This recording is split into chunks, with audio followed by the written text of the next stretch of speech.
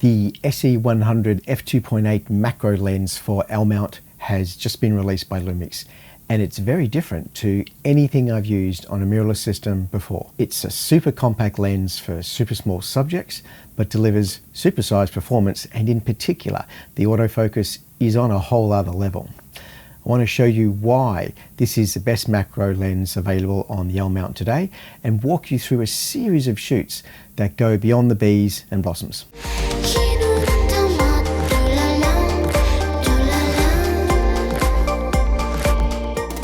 In this video about the SE100, I'll talk in detail about that autofocus performance, look very closely at the sharpness of the glass, discuss why bees feature in almost every macro review on YouTube, and we spend an entire day in the kitchen baking treats just so I can have 90 seconds of B-roll for this video. The short version of this review is pretty simple. The Lumix SE100 f2.8 macro is super compact, weighs just 300 grams, delivers unbelievably fast autofocus, 1-for-1 macro for full frame sensors, and super delicious bokeh. The SE100 is now the macro lens to beat for L-mount cameras. Let's have a look at a few images with this lens, and I know it's kind of cliche with macro, but I'm going to start with bees. They are such great subjects for photographers. They are incredibly complex and spectacular photographic subjects. They can be found almost anywhere, but also they're really, really hard to capture.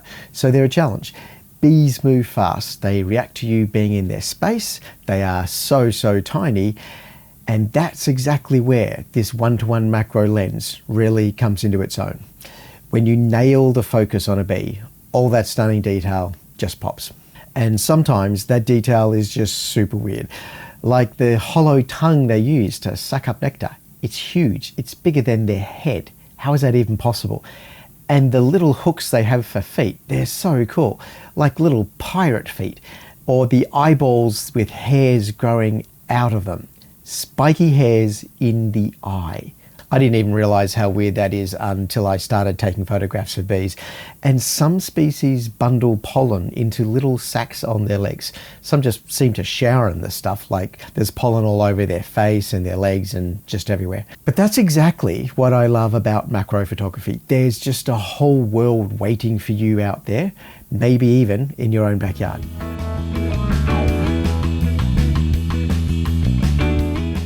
Let's talk a little bit about autofocus because it's the headline for this lens. Autofocus performance is what this lens does better than any other macro I've used before. It is fast. I do use autofocus for macro a lot. Having an effective autofocus really helps when trying to compose a scene and makes the challenge of macro a little bit more rewarding for the effort you're putting in. When I handed this lens to Shelley to take a few shots in the kitchen studio, she was amazed. She was genuinely excited, and it's possible I'll never get that lens back off her now. I'll say this one more time because it's worth repeating. The autofocus on this lens is unbelievably fast. Most of my friends who own a macro lens are actually shooting manual focus. In some cases, it's because they simply bought a cheap Chinese lens and they're not willing to commit to the macro world just yet. But in other cases, it's because there are some very high magnification macro lenses out there on the market, and they don't do autofocus. Even for me, for the last decade before I actually bought a proper macro lens, I was using extension tubes on my telephotos, and I couldn't rely on the autofocus between the extension tubes and my older DSLR gear. In any of these situations, the solution was to say, I'm going to rely on continuous bursts to catch a bucket load of frames while gently nudging the lens through the plane of focus. Only one frame in the burst would be perfect, so you just throw away the rest. That's fine. Even with older DSLR macro lenses, the autofocus was not always great. There was usually a delay between hitting the shutter and firing the capture. And if you're shooting handheld instead of on a tripod, your focus plane is moving just enough with your wavy hands that you're going to miss the subject. That is no longer a problem when shooting with the SE100 macro on a Lumix S5 Mark II, for example. If you can land the autofocus in the right place, you'll get the shot. Having an effective autofocus on a macro lens really does change your ability to get results. It leads to better photos for the same amount of effort, but it also opens up your creativity. Just hold on to that thought for a moment, because so much of the discussion about camera gear on YouTube is about performance and specs, but what I care about most is getting into a creative flow and capturing images that inspire me. A really good autofocus for macro photography gives you more freedom to compose. It lets you get into position quicker for subjects that maybe don't stand still. And in my case, it helps to mitigate my terrible eyesight. When you're out in the sunshine on a hot summer's day and sweat is dripping off your face and somewhere in the grass there's a butterfly you're trying to shoot, a snappy autofocus response is a lot better than trying to do everything with manual focus. I also want to highlight that I'm really impressed with the focus response when you're outside of the macro range, such as when you're shooting portraits or street scenes. This has been an issue for my previous macro lenses, that they simply don't grab focus with confidence when they're at that longer distance. They're designed to operate best within the macro range. But the SE100 feels sharp and snappy right the way through the range, from close or far. This makes it an excellent lens to pack on a shoot instead of, say, an 85mm prime.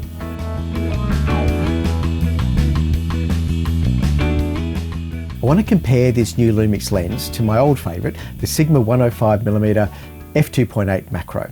I decided to buy that lens about a year ago, and honestly, this was my favourite bit of kit in 2023. I didn't know a macro lens could be this sharp, and it really opened up a world of joy for me. The Sigma is pretty compact and has a solid build, and the autofocus is very good and really worked hard for me when chasing grasshoppers in the outback or butterflies in Bhutan. Side by side, what's the difference between the Sigma and the Lumix alternative? It's much lighter and much shorter to carry, and the autofocus on the Lumix is just way better. I'm very happy to say that the Lumix SE100 is also just as sharp as my Sigma. That was a big concern really for me, and I'm stoked that this new design delivers on detail and resolving power. What is missing from the Lumix SE100 are an aperture ring to manually set the f-stop or programmable function button to help drive the autofocus. Most native L-mount lenses skip the aperture ring, so that's no real surprise. The entire Lumix S Prime series lean into the light and compact design by removing things that are non-essential. None of them have an aperture ring. On the SE100, we still get a switch for auto versus manual focus, and we also get a range limiter, and that's critical. The range limiter is something I've never found useful on any other lens in my life. I get why you'd have one, I just never found it useful with my creative process when I'm out in the field. Usually we see the range limiters on telephoto lenses, for example, and by the time you remember to set the feature, the wildlife you're trying to shoot is already gone. Macro is a little bit different, of course. When you step into the macro scale, you kind of immerse yourself in it. Clicking into the close range at the start of a session with bees or butterflies totally makes sense. My only genuine criticism of the SE100 is the absence of that programmable function button on the lens barrel. In my previous experience shooting with the Sigma macro lens, I loved having that button because I had it programmed for AF near shift. This puts me in control, able to steer the lens to search for subjects that were closer to me instead of further away. And I could do that without removing my hands from the camera. Whenever I found the lens was locked onto the wrong flower or leaf or whatever, I could just tap that function button on the side of the lens and drive the focus closer to my intended subject. This feature is not essential for general use, and certainly wasn't an issue in shooting recipes in our kitchen studio, for example. It's really only when you have lots of other potential layers that the autofocus can lock onto instead of the one you want. It turns out there are three major ways that you can mitigate this particular function. One, amazing speed of the autofocus. Two, the ability to program AF near shift into a function button on the camera itself. And three, the range limiter control built onto the lens. The combination of snappy autofocus and range limiter definitely made all the difference for me when shooting in tricky situations, because the autofocus is so quick. Even if the lens hunts in the wrong direction for a fraction of a second, it quickly hits that range limit and bounces back to find your subject in the foreground. I was surprised how well this worked for me over and over. The other solution I mentioned was to reassign one of the function buttons on the camera itself to perform the autofocus near shift. If you're shooting with the Lumix S5 or S5 Mark II, it's very simple. Indeed, there's a collection of settings I like to have by default when I'm shooting macro on fast-moving bugs. So I roll them all into a custom setting which is filed onto my camera menu and ready to be assigned on the C3 dial when needed. I have a detailed explainer on my blog about why the custom dial is so good on the Lumix cameras and how to get your head around making them work for you. See the link in description below.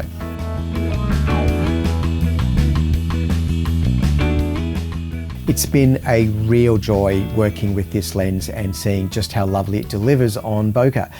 Wide open at f2.8, this thing is a peach. I really love it. If you're not familiar with my work in general, let me explain that I love shallow depth of field, even when working at the macro level. I have a few friends who love their insect photography and they work hard to shoot at f10 and get everything in focus. That is not my jam. If you want to get a sense of just how much I lean into the f2.8 zone for macro, you can see a ton of my butterfly shots from Bhutan, taken about 6 months ago with the older Sigma 105 lens. And by the way, butterflies also have hairs growing out of their eyeballs. Creepy stuff. The eyes are a big deal. With any wildlife, big or small, you usually do want to see the eyes and see them sharp. So now we have a little dance between using this lens for technical detail versus creative flow. Do I want everything in focus, or do I just want to highlight part of my subject? Do I want to be creative and see that bokeh? The bokeh is so beautiful for composition. There are trade-offs here. For me, the difference between creative and technical macro photography is a bit like this. The technical approach is to say, how can I capture this subject? The creative approach is to say, where are the beautiful photographs in this scene? That's why bokeh is so important to me. It's such a powerful tool for composition. Bokeh is a big part of how I enjoy painting with light. A lens like the SE100 is not merely a technical tool, but a creative one. It has the power to see moments that the human eye cannot. I need to say a big thank you to Panasonic Australia for loaning me this lens and letting me enjoy shooting with it in advance of the official launch. You guys have made a great bit of kit here. Panasonic and Lumix have built an absolutely wonderful series of primed lenses for the L-mount, and this new addition to the range takes it up another notch. They've got the 18mm, 24, 35, 50 and 85mm in the f1.8 primes, all with the consistent 67mm thread and same size. Very nice. And now they've got the 100mm f2.8 macro delivering that delicious autofocus speed and some sweet bokeh. Perfect for bees, blossoms, butterflies and baked goods. Technically, this lens is pretty amazing. It looks totally harmless, but this thing is superbly designed and packs amazing performance and optics. It delivers on the promise of the L-mount. It's just a great lens. The best thing about this lens for me is the ease of use that comes from a compact size with really good autofocus. I'm a creative photographer and I love any lens that lets me get into a creative flow more easily. The SE100 f2.8 macro from Lumix is a great lens to open up new directions in your photography and maybe open a few doors for your creativity as well. Thank you for sticking with me through this video. I hope there was something useful in there for you. I'd love to read your comments below and please hit the like button to show some love. If you're already a subscriber to my channel, thank you so much. If you're new here, then please hit that subscribe button and I hope to see you all next time.